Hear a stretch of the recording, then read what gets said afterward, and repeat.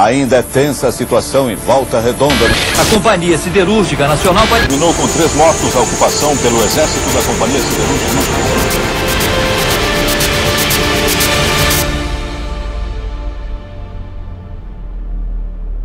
A Diocese de Volta Redonda teve um papel fundamental na resistência à ditadura no sul fluminense. Sobretudo com a chegada do Dom Valdir, a partir de 66, na Diocese de Barra do Piraí, Volta Redonda, ele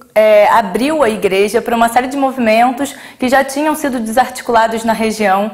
desde 64, desde o 1º de abril de 64. A partir de então, o primeiro momento em que o Dom Valdir se apresenta publicamente como oposição ao regime militar e, sobretudo na região, ao 1º Batalhão de Infantaria Blindada, vai ser no ano de 67, quando ele, em primeiro lugar, se recusa a rezar, a celebrar uma missa em comemoração ao aniversário da Revolução de 64, como os militares chamavam o dia 1º de abril de 64, o golpe de 64, e obviamente gerando um desagrado de todos os militares da região. Posteriormente, logo em seguida, 2 meses depois, ele se apresenta novamente, publicamente, contra o regime militar, contra a ditadura militar na região, em defesa de 4 jovens que pertenciam à Juventude Diocesana Católica, um movimento católico aqui da região, que haviam sido presos numa ação em que eles haviam distribuído os panfletos de insatisfação contra o regime e a situação econômica da cidade, criticando também a CSN na região. Então ele novamente se lança em defesa desses jovens e a partir daí gera uma inimizade, uma relação de tensão entre a Igreja Católica e o regime militar, com relação à figura de um coronel, que era o coronel Armênio Pereira, que vai ser alguém que vai perseguir o Dom Valdir e toda a Igreja Católica aqui no sul fluminense a partir de então, empreendendo uma campanha difamatória contra o bispo, contra a Igreja Católica, que era acusada então de ser a esquerda clerical aqui do sul fluminense e obviamente vinculada então a todo o movimento comunista que devia ser combatido pelas Forças Armadas. São movidos 3 IPMs contra a Igreja Católica, envolvendo a Igreja Católica da região de maneiras diferentes. O primeiro IPM vai ser justamente esse movido contra a Judica, contra esses jovens da Judica que haviam sido presos. Um segundo momento em que é aberto um IPM chamado do IPM das torturas, onde o Dom Valdir denuncia a prática de torturas já em 69 dentro do Batalhão de Infantaria Blindada de Barra Mansa, e esse IPM tem um desfecho negativo para a resistência à ditadura militar. Inclusive, todos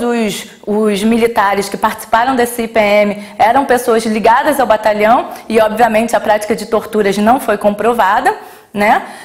e, posteriormente, por conta dessas primeiras denúncias que o Dom Valdir havia feito contra as torturas, é aberto um terceiro IPM, chamado do IPM da subversão, que aí sim ficava clara toda a perseguição, toda a campanha difamatória contra a Igreja Católica aqui na região e, sobretudo, contra o bispo Dom Valdir. Então, nesse último IPM, o Dom Valdir é indiciado juntamente com mais 16 sacerdotes que estavam ligados a ele e que faziam uma campanha, de fato, de conscientização, que abriam as suas igrejas aqui na região para atuação não só de movimentos católicos que estavam se articulando, mas também de movimentos outros, do movimento sindical, muito forte, que também muito perseguido